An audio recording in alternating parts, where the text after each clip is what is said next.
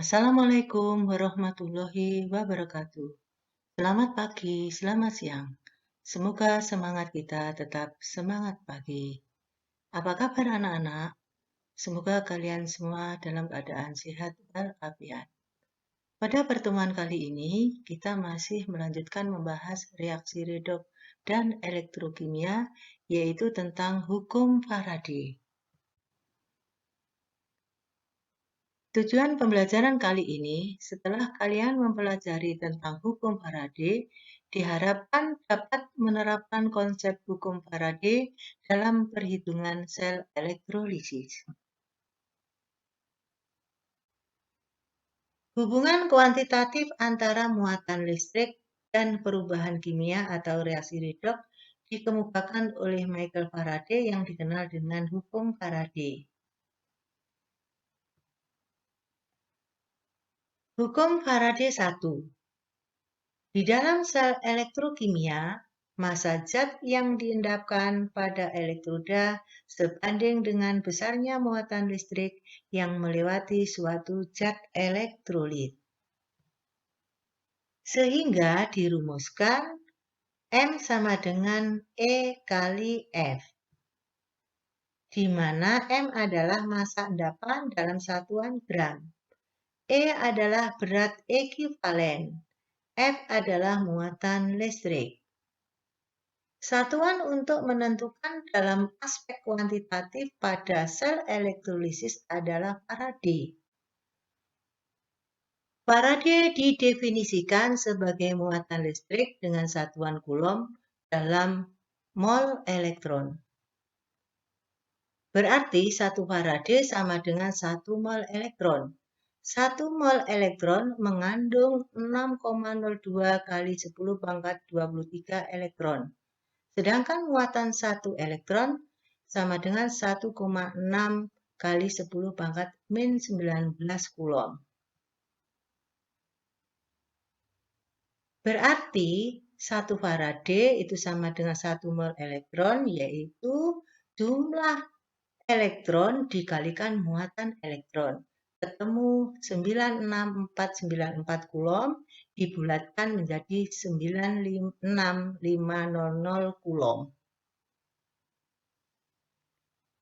Jadi 1 Faraday atau 1 mol elektron sama dengan 96500 Coulomb.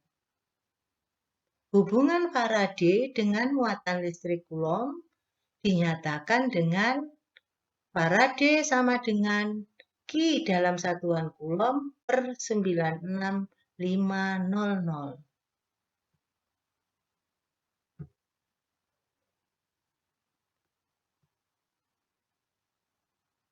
Berdasarkan rumus M sama dengan E kali F, jika E sama dengan AR kali B, di mana B itu menyatakan bilangan oksidasi atau valensi, maka M sama dengan AR per B kali F. Atau kalau AR-nya saya pindah ke kiri, berarti M per AR, B-nya pindah ke kiri, berarti M per AR kali B sama dengan F. M kali AR itu sama dengan mol. Jadi dari rumus ini bisa dirumuskan bahwa F sama dengan mol kali B. B adalah bilangan oksidasi atau valensi. Bagaimana cara menentukan bilangan oksidasi dan valensi? Untuk valensi atau bilangan oksidasi ion logam sama dengan muatannya. Sedangkan untuk valensi atau bilangan oksidasi molekul bisa dihitung dengan cara bilangan oksidasi ionnya dikalikan jumlah atom. Contoh, valensi H2. H2, H itu ionnya H+. Karena hanya sebanyak 2, berarti 2 kali H+. H+, bilangan oksidasinya +1. Jadi, bilangan oksidasi atau valensi H2 adalah 2 kali 1. Jadi, ketemu 2. Valensi Cl2. Cl cenderung membentuk Cl-. Jumlah atom Cl-2. Berarti bilangan oksidasi Cl- adalah -1. Dianggap positif semua, jadi 1. Jadi, valensi atau bilangan oksidasi molekul Cl2 adalah 2 kali 1 sama dengan 2. Sedangkan untuk valensi O2 itu membentuk O2-. Berarti bilangan oksidasinya 2 atau -2 ya. Berarti valensinya adalah 2 kali 2, jadi sama dengan 4.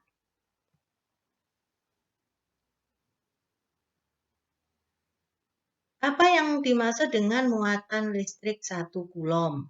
Muatan listrik 1 kulom adalah muatan yang ada jika arus listrik sebesar 1 ampere mengalir selama 1 detik.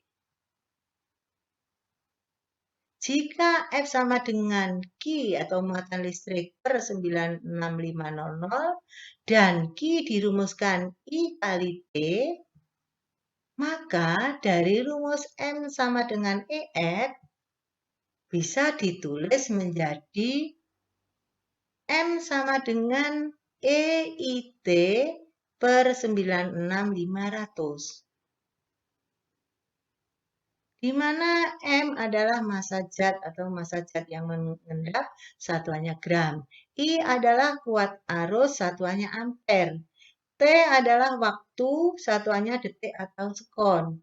B adalah bilangan oksidasi atau valensi dari logam yang mengendap atau molekul yang terbentuk.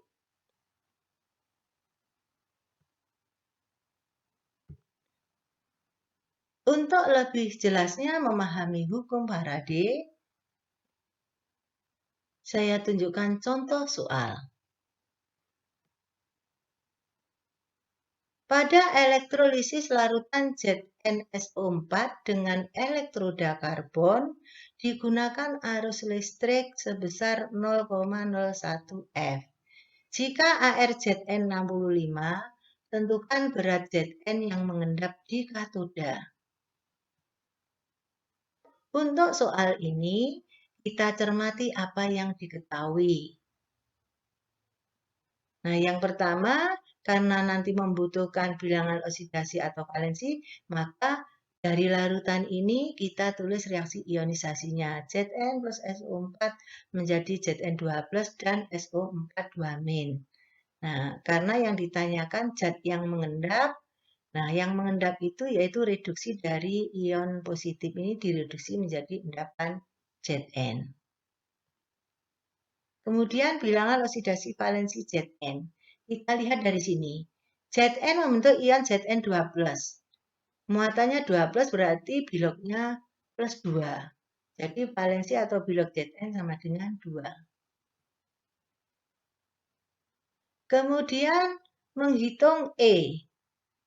E sama dengan AR per B. AR-nya 65. B-nya bilangan oksidasinya 2, jadi ketemu sekian. Kemudian kita menggunakan rumusnya. M sama dengan E kali F.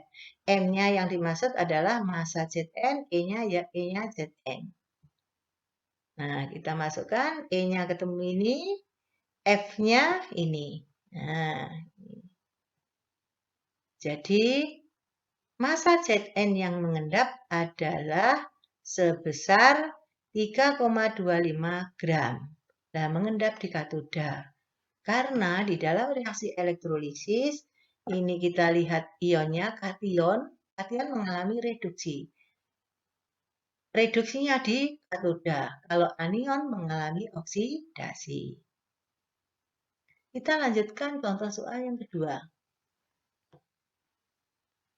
Larutan CdSO4 dielektrolisis menggunakan elektroda PT dengan arus listrik sebesar 1930 kulom. Jika ArCd 112, tentukan berat Cd yang mengendap di katoda. Cara penyelesaiannya, pertama kita tulis reaksi ionisasinya.